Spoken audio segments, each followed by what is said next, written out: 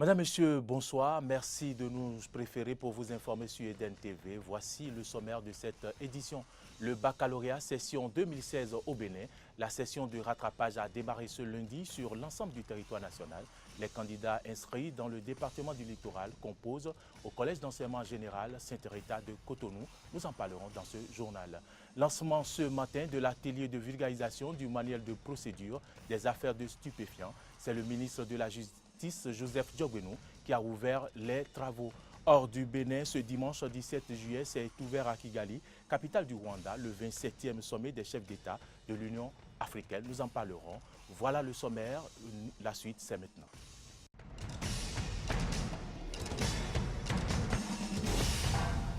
Bienvenue dans cette édition et merci de nous préférer.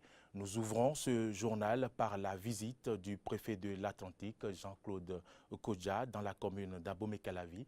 Une visite qui entre dans le cadre de la tournée de prise de contact et de travail avec les 8 communes sous sa tutelle. On fait le point avec Horacia Djodji et Foyjuste Fiossi. C'est pas à Abomey-Calavi que le tout premier préfet nommé de l'Atlantique a entamé sa tournée de prise de contact et de travail avec les communes placées sous sa juridiction. Accompagné d'une forte délégation de la préfecture d'Alada, Jean-Claude Kodja est allé à la rencontre de la population d'Abomey-Calavi, une commune dans laquelle il a débuté sa carrière en tant qu'agent permanent de l'État et par la suite sous-préfet. Le maire Georges Bada, après avoir fait une brève présentation du conseil communal et des actions déjà menées et en cours, est revenu sur les différentes préoccupations soulignées par les représentants des jeunes, des femmes, élus locaux, sages et notables et conseillers communaux. Des difficultés qui se résument à l'insécurité, aux conflits domaniaux et à l'accès aux pistes rurales. Il s'agit de vous réaffirmer du problème relatif à la construction des principales voies desservant la commune et dont la charge revient au budget national. Du problème relatif au retard dans le transfert des ressources du Fonds d'appui au développement des communes, FADEC, qui ne permet pas de faire face efficacement et à temps aux attentes de la population de notre commune. Monsieur le préfet, ces préoccupations, dont la liste n'est pas exhaustive, constituent des priorités pour le conseil communal. C'est pourquoi vos instructions nous aideront à trouver des solutions pour la bonne marche de la gouvernance locale. Jean-Claude Kodja dit ne pas détenir des recettes miracles à ces différents problèmes énumérés, mais entend aider cette commune dans un rôle d'accompagnateur, facilitateur et stimulateur pour que les actions de développement initiées soient porteuses de mieux-être pour les populations. Et l'une de ses attentes vis-à-vis de la commune d'Abomey-Calavi est la gouvernance territoriale exemplaire. Nous devons repenser l'aménagement du territoire d'Abomey-Calavi pour en faire un socle sur lequel doit s'appuyer le tandem décentralisation-déconcentration à l'effet d'une croissance économique de la commune. Le conseil communal doit s'employer à la promotion de l'économie locale en créant de la richesse à travers l'exploitation des potentialités dont la commune regorge dans le cadre d'un partenariat public-privé. De même, la mobilisation des ressources propres, qui constitue aujourd'hui le tendon d'Achille de la commune, doit être renforcée. Je voudrais insister sur la question de la participation citoyenne. Elle constitue non seulement un gage de réussite collective, mais aussi un atout pour l'ensemble de la communauté. Après l'étape d'Abomey-Calavi, nul doute que le préfet de l'Atlantique tiendra dans les prochains jours une réunion avec chacun des 7 autres conseils communaux de son territoire de compétence. Je vous l'annonçais en titre, les épreuves écrites du baccalauréat, session de rattrapage, ont été lancées ce matin sur le territoire national dans le département du littoral. C'est le Collège d'enseignement général Saint-Rita qui abrite les compositions. Au total, 176 candidats, toutes séries confondues, composent dans ce centre. Reportage. C'est parti pour 4 jours de composition du baccalauréat session des malades 2016. Les candidats des séries A1, A2, D, C, G1, G2 et F4 sont répartis dans 10 salles de composition. Bernardin Tavi, chef du centre de composition unique du département du littoral. Donc on n'a connu aucune difficulté, les épreuves sont là, une organisation que je trouve parfaite qui disons, facilite la tâche au chef centre que nous sommes vous voyez que les candidats composent dans la sérénité et la gestion est facile. Les surveillants de salle convoqués, ils sont présents depuis 7 heures, donc à 7 heures, nous avons lu les sessions officielles. Et après, jusqu'à 7h30, nous avons donc réparti les surveillants par salle. Et avec les copies, à 8h00, nous avons lancé la composition. Et ça se déroule très bien maintenant. Pour le moment, il n'y a pas de cas, en dehors de ceux qui n'ont pas pu répondre, qui sont absents. Le chef-centre du collège Sainte-Rita revient ici sur ces candidats qui composent à la session des malades. La session de remplacement est une session spécifique destinée aux candidats qui, après avoir déposé régulièrement leur dossier, ont eu des ennuis de santé. Il y a des candidats qui ont déposé leur dossier, fourni toutes les pièces réglementaires et avant le déroulement de l'examen de la session normale, ils tombent malades. Deuxième cas, des candidats qui, lors du déroulement des épreuves écrites, il y en a qui tombent malades, qui sentent des malaises. Il y a d'autres qui commencent très bien la première journée, la deuxième journée, et subitement, c'est un malaise qui les prend. Ceux-là aussi sont des malades. Ce sont ces 3 catégories qui viennent composer à la session de remplacement, la session des malades. Pour le DOB, cette session est comme les autres. La session des malades, ne doit pas être une session malade. C'est la session qui a la même rigueur que la session unique. Donc, cette session n'est pas plus corsée que la session unique. Donc, c'est les mêmes épreuves sous une autre forme. Donc, ça peut passer facilement pour les candidats qui sont préparés. Alphonse Da Silva parle de ces mots à l'endroit des candidats au lancement des épreuves. J'ai dit aux candidats, c'est vrai, vous êtes des candidats pas de deuxième zone. C'est que vous avez été malade, vous avez eu un empêchement physique. Et maintenant que vous êtes rétabli, les épreuves qu'on vous a proposées sont des épreuves à votre portée. Donc, du courage et bonne chance. Ces candidats qui composent à la session des malades seront fixés sur leur sort avant la fin du mois de juillet. Les travaux de l'atelier de vulgarisation du manuel de procédure des affaires de stupéfiants au Bénin ont été lancés ce matin. La cérémonie s'est tenue à l'hôtel Novotel de Cotonou en présence de Todd Whitley, chargé d'affaires à l'ambassade des USA, et de Joseph Diogbenou, ministre de la Justice, garde des Sceaux, Frégis Serroulan et Romaric Devauchy. Lancé en mars dernier, le manuel de procédure des affaires de stupéfiants au Bénin fait désormais l'objet d'une vulgarisation appuyée par le gouvernement américain. Ce présent atelier de vulgarisation qui a réuni au Novotel Hôtel des magistrats et des officiers de police judiciaire est le premier d'une série de 6 ateliers régionaux. Ils permettront de présenter le manuel dans les 14 tribunaux de première instance et les 3 cours d'appel du Bénin. Fruit d'une collaboration de 2 ans entre l'ambassade des États-Unis, le ministère de la Justice et les professionnels béninois, ce manuel de procédure des affaires de stupéfiants, approuvé par le ministère de la Justice, est un outil capital pour les différents acteurs de la chaîne pénale dans la lutte contre le trafic de stupéfiants. Le manuel de procédure des affaires de stupéfiants au Bénin est un document unique et facile à consulter qui contient l'essentiel des dispositions légales et réglementaires et les bonnes pratiques en matière de lutte contre les stupéfiants. Il sert de point de départ factuel et directement exploitable aux professionnels de la chaîne de lutte contre le trafic de stupéfiants. Ce manuel de procédure permet d'harmoniser à l'échelle nationale la réponse des unités de police judiciaire et des juridictions en charge de la répression du trafic de stupéfiants en République du Bénin. Ainsi, le magistrat nouvellement nommé au parquet, dans un cabinet d'instruction ou à qui le chef de juridiction vient de confier une chambre correctionnelle, a entre ses mains un canevas cohérent pour aborder avec sérénité les procédures liées aux affaires de stupéfiants. Il trouvera dans ce manuel le cheminement à suivre, les erreurs de procédure à éviter, les principes à ne pas violer et la démarche chronologique exigée par les textes de procédure en vigueur au Bénin.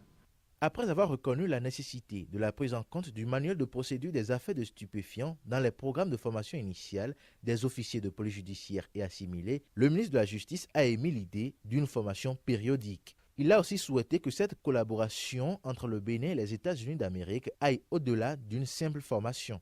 Nous avons besoin de ce point de vue que la lutte soit une lutte efficacement armée. Le Bénin a besoin des outils pour affronter ce trafic de stupéfiants qui est aussi le lit à d'autres éléments rentrant dans le cadre de l'insécurité, notamment le terrorisme. Parce que le trafic de stupéfiants nourrit aussi le terrorisme. Nous avons besoin de formation, mais nous avons besoin d'outils adaptés, aussi bien sur le plan sécuritaire, mais aussi sur le plan de la justice. Répartis en 3 groupes homogènes, les présidents des 3 cours d'appel ainsi que les membres du comité de rédaction du manuel vont présenter le contenu du document à leurs collègues à travers le pays. Le manuel sera aussi distribué dans les écoles nationales d'administration et de magistrature, de police et de gendarmerie. Dans un autre registre, les membres de l'association Novicha, section Abomey-Calavi, ont procédé ce dimanche à l'installation du bureau exécutif de leur association. La cérémonie s'est déroulée sur le terrain de sport de Godomey. En prélude à la constitution des membres de ce bureau exécutif, les ressortissants Hula et Hueda ont participé à la messe d'action de grâce à l'église Sainte-Thérèse de l'Enfant Jésus de Godomey. Le point avec Fréjus Seroulan et Romaric de Vauchy. Au lendemain des prières musulmanes et endogènes, c'est par une cérémonie eucharistique à l'église catholique Sainte-Thérèse de l'Enfant Jésus et de la Sainte-Face de Godomey qu'ont démarré les festivités de la première édition de la fête de Novicha, section d'Abomey-Calavi, ce dimanche 17 juillet 2016. Au cours de cette messe, les fils et filles Hula et Huela ont fait des offrandes qui ont reçu la bénédiction du Père célébrant. Ce dernier n'a pas manqué de vanter les mérites de l'esprit de Novicha qui est caractérisé par la chaleur de l'amitié, la collaboration fraternelle et l'accueil.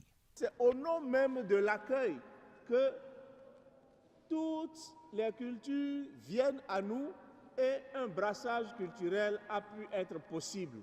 Après cette messe, les fils et filles de la communauté Hula et Huela se sont rendus sur le terrain de Godomey-Wedonou pour installer officiellement Francisca Akochu, présidente de la section Novicha d'Abomey-Calavi. C'était en présence des autorités du conseil communal d'Abomey-Calavi, du roi des Hula de Révé et du roi des Hula de Godomey, qui a béni la cérémonie. Quant à la présidente, elle a rassuré l'assistance de rester fidèle aux idéaux de l'association Novicha créée depuis 1921.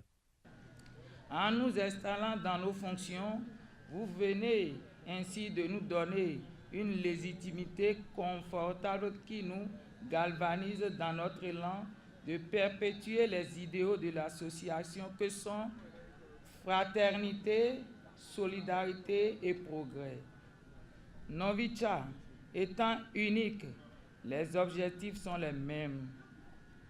La section s'investit à jouer le rôle qui est le sien.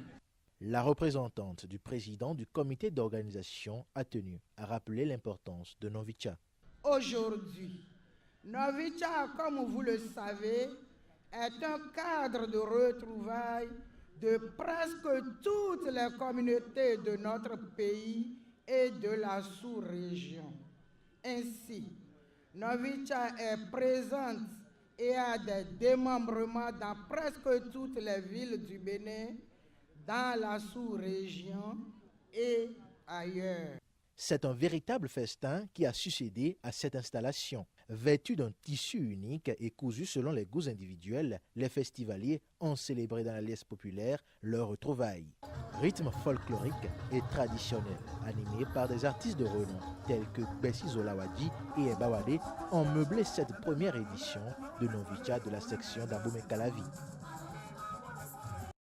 Parlons à présent de l'état des voies de circulation dans la ville de Cotonou et ses environs, qui demeure un casse-tête pour les usagers. De Ménotin à Godomey, il n'est pas aisé d'emprunter la voie pavée traversant le quartier Kendonou vers Godomey. Une équipe de la rédaction de EDN TV est allée faire le constat de la défectuosité de ce tronçon. Suivez ce reportage.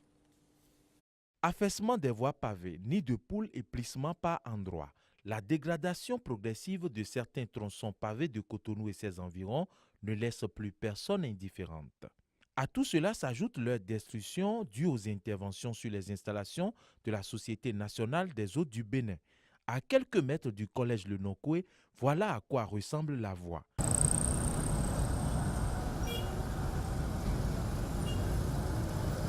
De seuls ponts réalisés il y a quelques années pour rallier Godomey via Ménotin inquiète déjà les usagers de la route.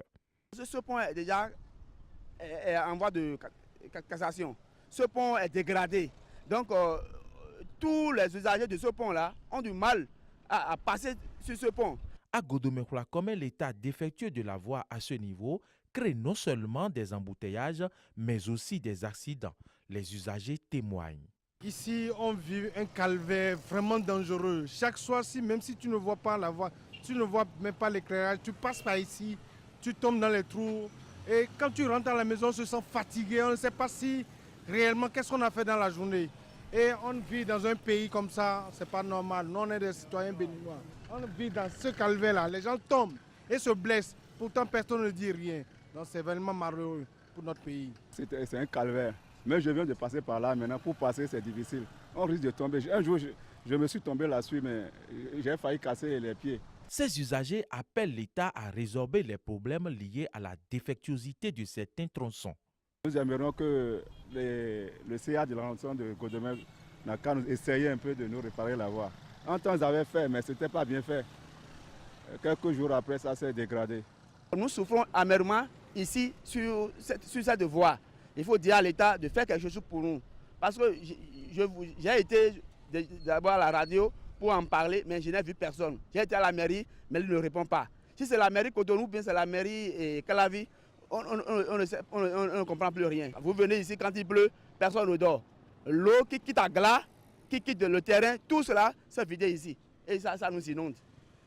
Dis quelque chose à Talon pour qu'il nous aide, qu'il nous sauve. Ces remarques sont légion non seulement dans la ville de Cotonou et ses environs, mais aussi sur toute l'étendue du territoire national. Un entretien du réseau routier béninois ne serait que salutaire. Ce dimanche 17 juillet s'est ouvert à Kigali. Nous sommes au Rwanda, le 27e sommet des chefs d'État de l'Union africaine. À l'ouverture du sommet, l'Union africaine a appelé au déploiement d'une force régionale de protection au Soudan du Sud. Au cours de la rencontre, les États membres se sont mis d'accord pour financer à 100% les opérations de l'Union au lieu de se reposer sur les données de pays étrangers. Reportage. La succession de Nkosazana Dlamini Zuma, présidente de la Commission de l'Union africaine, la crise au Soudan du Sud et la question du retour du Maroc au sein de l'organisation font partie des principaux sujets sur lesquels le sommet de l'Union africaine se penche. Réunis ce samedi soir avant le sommet, les États de l'Organisation régionale des pays d'Afrique de l'Est ont lancé au Conseil de sécurité de l'ONU un appel au déploiement d'une force régionale de protection au Soudan du Sud. Les violences inouïes qui viennent de se dérouler au Soudan du Sud, pratiquement à la veille de nos assises, viennent nous rappeler la nécessité d'une adaptation constante de notre organisation aux réalités de l'heure. De même, qu'elle met au grand jour notre impuissance à prévenir et à faire face aux crises sur le continent. L'unité de notre continent, notamment au niveau de son intégration, ne devrait jamais être soumise à des conditions préalables ou à des exceptions, car des solutions durables doivent impliquer exceptions, because lasting solutions always involve. Dans la journée de ce dimanche 17 juillet 2016, les présidents du Rwanda et du Tchad ont reçu les premiers passeports africains. La présidente de la Commission de l'Union africaine explique le bien fondé de l'initiative. It is with great honor that we today Nous sommes honorés de présenter un projet qui nous est cher, un projet qui amènera les Africains à voyager librement à travers le continent. Le lancement du passeport africain avait été décidé par les chefs d'État en janvier dernier. Your Excellencies decided that we must launch the African passport. Alors que nous lançons le passeport africain aujourd'hui, nous proposons de convenir à des conditions qui permettront aux États membres de donner ce passeport à leurs citoyens quand ils seront prêts en conformité avec les lois de leur pays. To issue the passport to their citizens within their national policies as and when they are ready. En dehors de la délivrance du passeport, les chefs d'État, les ministres des Affaires étrangères et ceux des Finances ont adopté le financement de l'Union africaine.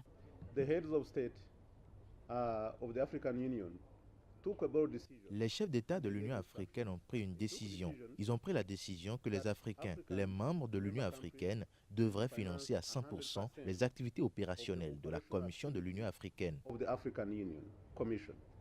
Cela permettra de générer environ 1,2 milliard de dollars américains, ce qui signifie qu'en réalité, cela apportera encore plus d'argent que ce qui est actuellement généré. Ce montant sera connu d'avance et facile à obtenir. Il sera recueilli par les autorités fiscales de chacun de nos pays. Quant au mandat de la présidente de la Commission de l'Union africaine, Nkosazana Dlamini Zuma, il tend vers sa fin. Mais sa succession est encore incertaine puisque les 3 candidats positionnés manquent d'envergure selon plusieurs chefs d'État membres de l'Union africaine. Quelques 111 000 électeurs sont allés voter hier pour choisir le président de Sao Tomé et Principe. Les 2 principaux rivaux, le président sortant Manuel Pinto da Costa et le premier ministre Patrice Trovoada, qui soutient le candidat Evaristo Cavallo. Et bientôt 79 ans, le président sortant a postulé pour un nouveau mandat de 5 ans. Ce 12 juillet, Sao Tomé et Principe a célébré ses 41e anniversaire de son indépendance. Suivons ici un extrait de la déclaration du président sortant. Vous savez que nous avons fait des progrès très importants dans le développement de la démocratie. Mais il faut vraiment que le pays rentre dans un processus de développement. Si on n'arrive pas à résoudre les problèmes, les préoccupations de la population Sao Tomé et Principe, je crois que ça peut empêcher la démocratie de se fortifier à Sao Tomé. Au Liban, on tire en l'air pour célébrer un mariage, un examen réussi ou le discours d'un participant, d'un politicien plutôt. Mais cette tradition fait de plus en plus de victimes et la police hausse le ton. Reportage. Au Liban, on tire en l'air pendant des funérailles, mais aussi pour célébrer un mariage ou l'obtention d'un diplôme. Une habitude qui peut être mortelle lorsque les balles retombent. Le 16 mai dernier, une balle perdue a perforé la poitrine de Hussein après la victoire d'un homme politique au municipal. Depuis mars, 4 personnes ont perdu la vie et 8 ont été blessées. J'ai changé. Je suis devenu en colère et inquiet tout le temps. J'ai peur.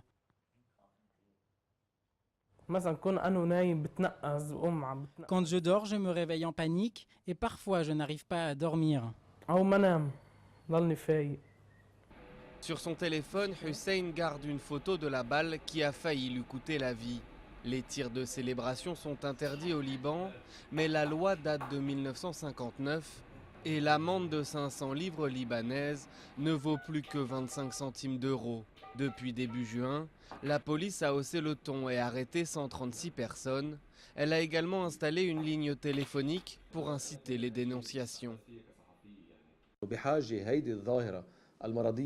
Ce phénomène social malsain et meurtrier a besoin que tous les citoyens s'épaulent pour dénoncer et arrêter ceux qui tirent et qu'ils ne restent pas silencieux. Les armes personnelles pullulent au Liban, un pays qui a vécu 15 ans de guerre civile de 1975 à 1990. Selon le directeur de l'ONG Paix Permanente, il y aurait 4 millions d'armes en circulation, autant que la population du pays. C'est un moyen d'exprimer de la joie ou de la tristesse, mais le ciel n'a jamais avalé de balles. Elle va retomber et on ne sait où. La personne qui tire ne prend pas la responsabilité du danger que pourrait provoquer la chute de la balle. Face à l'ampleur du phénomène, même Hassan Nasrallah, le chef du puissant parti musulman chiite armé Hezbollah, a interdit à ses membres de tirer en l'air, sous peine d'être tout simplement exclus du parti. Fermé aux visiteurs jusqu'en 1992, un ancien royaume bouddhiste perdu dans l'Himalaya fait face à d'importants bouleversements avec l'arrivée d'une autoroute sur le toit du monde. Reportage. Heure de pointe sur le toit du monde. Pendant des siècles, cet ancien royaume bouddhiste du Haut-Mustang au Népal était fermé aux visiteurs. Mais la construction d'une autoroute reliant cette région de l'Himalaya à l'Inde et à la Chine a tout changé. Maintenant, il y a une route. Les habitants sont très heureux parce qu'on peut obtenir des provisions moins chères, plus facilement et plus rapidement. Avant, tout devait être transporté par mule ou porteur. C'était très compliqué. En 1992, le gouvernement népalais a levé l'interdiction d'entrée pour les étrangers. Ces derniers peuvent aujourd'hui visiter les lieux en payant le prix fort, près de 500 €. Une taxe élevée censée décourager l'afflux de touristes. Certains redoutent que l'autoroute risque, elle aussi, de menacer la culture unique de la région. C'est important de sauver notre culture pour qu'elle reflète notre identité. Sinon, le Haut-Mustang n'aurait plus rien de spécial. Mais ce qui fait la particularité du royaume pourrait être condamné à s'éteindre peu à peu. Il